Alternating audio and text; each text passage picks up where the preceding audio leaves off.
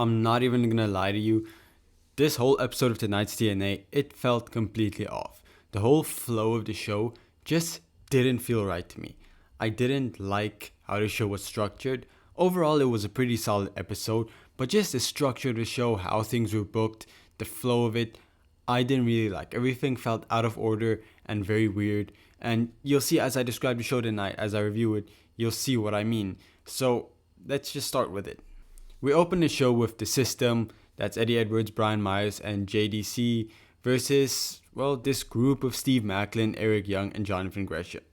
Now, traditionally, I wouldn't like this. The System have been boring and I never really got into that new group, but it was actually fine.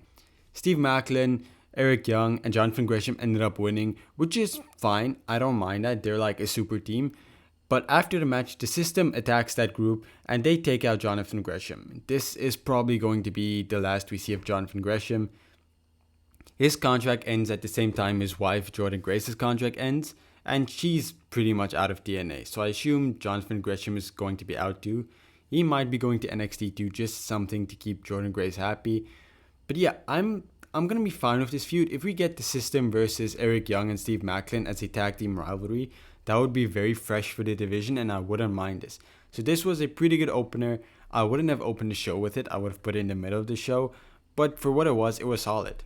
And then we had this very long Joe Henry history package. Basically just talked about how he got into wrestling, his whole life. It was pretty good. It really gets you invested into Joe Henry if you weren't already. I would have liked them to put that in front of the main event before we see Joe Henry again. But it was solid. I didn't mind it at all. I really like this. They should do more of this because TNA doesn't do a lot of these type of stuff. And now that they did it, it felt very documentary-esque and I really liked it. Then our sole knockouts match of the night, Savannah Evans loses to Lei Ying Lee. Before the match, Zaya Brookside came out. She was supposed to fight Savannah Evans, but she got injured by Savannah Evans. I don't know if it's real or storyline-wise, but it was fine. And then Lei Ying Lee comes out as the replacement and defeats Savannah. I didn't like this at all. I remember Savannah Evans a while ago attacked Lei Ying Lee after her debut match, I believe it was. And it seemed like we were going to go into this feud between the two of them. And then it was just put on hold for a while and we didn't do anything. I don't think this was a good decision. I would have liked to see a build-up between these two new knockouts in the division. Well, not new. Savannah has been here for a while, but Lei Ying Lee is new. Savannah is being reintroduced. It would have been a cool feud for the women's division. But okay, it seems to be over now.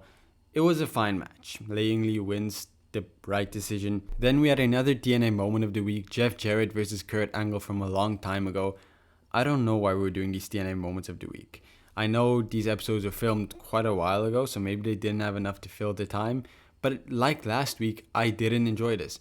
I think we should have done more stuff with the people we actually have on the roster. Just send them out to the ring and have them cut a few promos.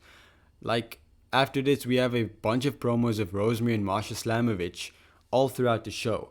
Couldn't we have done stuff with them in the ring instead? Instead of doing this, maybe like actually have Santana and Josh Alexander fighting each other. It could have been way better than this moment of the week. But yeah, I'm gonna keep going now. I just mentioned the Rosemary versus Masha Slamovich stuff. Not too much to mention there. I'm excited for the feud. I really want to see more of them confronting each other in the ring. I don't like all of these backstage confrontations between them. I want to see people either talking in the ring, fighting it out, just something. These backstage segments, it doesn't do that much for me. I like seeing people in the ring. It's just a subjective opinion, and I know it doesn't bring the show down too much, but that's just how I prefer it. And then, as I predicted, Santana quickly defeats Judas Icarus and then Travis Williams. Well, not quickly. They had a surprising amount of offense in.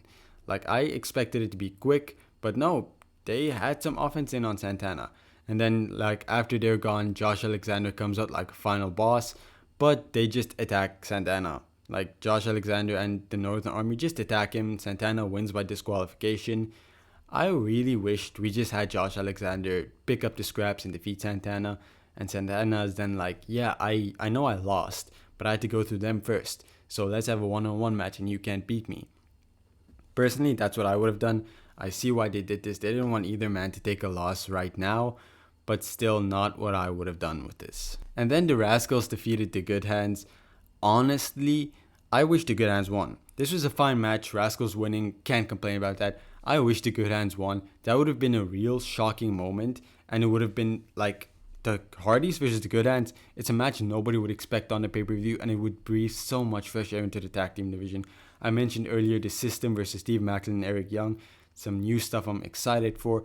I wish we got the Good Hands versus the Hardys, but the Rascals versus the Hardys is going to be solid too. Then Moose discards of the X Division Championship.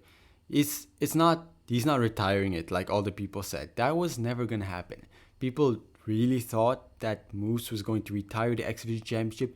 TNA was going to get rid of the X Division Championship. That's just plain stupid. That was never going to happen. But yeah, Moose throws the title away. He's going to introduce a new title, maybe rename it. But after he loses it eventually, maybe to Ace Austin, maybe to someone else, it's going to be back to the X Division Championship. It's just for storyline wise. But then Andrew Everett comes out and he tells Moose that what he's doing is wrong. And then he just gets his ass whooped by Moose. Plain and simply. I was surprised to see Andrew Everett. It's not like a happy surprise or a bad surprise. It's just like, what the hell is Andrew Everett doing here? He's an old TNA guy, like lower mid-card guy if you don't know. But wow, was not expecting that at all. But okay, what he played, it was pretty good. You worked on some X Division history. I can't complain about that. Then before the main event, we had a Jordan Grace versus Tesha Blanchard brawl. That was fine. I mean, I don't know what we're doing with this feud. It feels like, yeah, why haven't we heard Tessa speak? I would like Tessa to speak, like really get that heat instead of just coming out and brawling with Jordan. That hasn't done it for me. I want these women to have like a solid promo, like a CM Punk Seth Rollins-esque promo while they just dig into each other. That's what I want to see out of these two girls. Now, overall, I'm really excited for the match, and I think Tessa is going to do wonderful things for TNA. But I don't like how we've gone about doing this feud. But this segment right here, it was fine. I can't complain about it. Well, I am complaining about it. It was fine, but my complaints aren't that it was bad. My complaints are that I just wished to see more or something different. And then in the main event, Rhino and Joe Henry defeat the Nemeth brothers. Joe Henry pinning Ryan Nemeth. That was the expected result. It was either going to be Nick Nemeth pinning Rhino, or it was going to be Joe Henry pinning Ryan Nemeth. And we're probably going to get Nick Nemeth defeating Rhino next week, and then Rhino is leaving TNA because he's announced that he's leaving TNA regardless. So they're probably going to have him be defeated by someone high profile to put them over. Not that Nick Nemeth needs being put over, but you know what I mean. He just puts a big star over on his way out and just gives him some more legitimacy. Overall, it was a solid show. I'd give it a 7 out of 10, 6 out of 10, 6.5 out of 10. That seems like a fair argument. It wasn't the greatest show, definitely not as good as last week's show, but still, I really enjoyed tonight's episode. I just got a bit frustrated with the pacing tonight. It just felt weird. It didn't feel right to me. But yeah, overall, it was a pretty fine episode. I'm not gonna hate on them because they're going through a new phase here, because a bunch of talent are leaving and a bunch of new talent are coming in, and we're heading to Genesis. After that, we're going to a completely new direction for TNA with a bunch of new wrestlers, bunch of new champions. So it's kind of a waiting game, and we're going to fluctuate between some really good and really bad episodes. But for what it is, TNA is on a pretty solid run right now this year so far.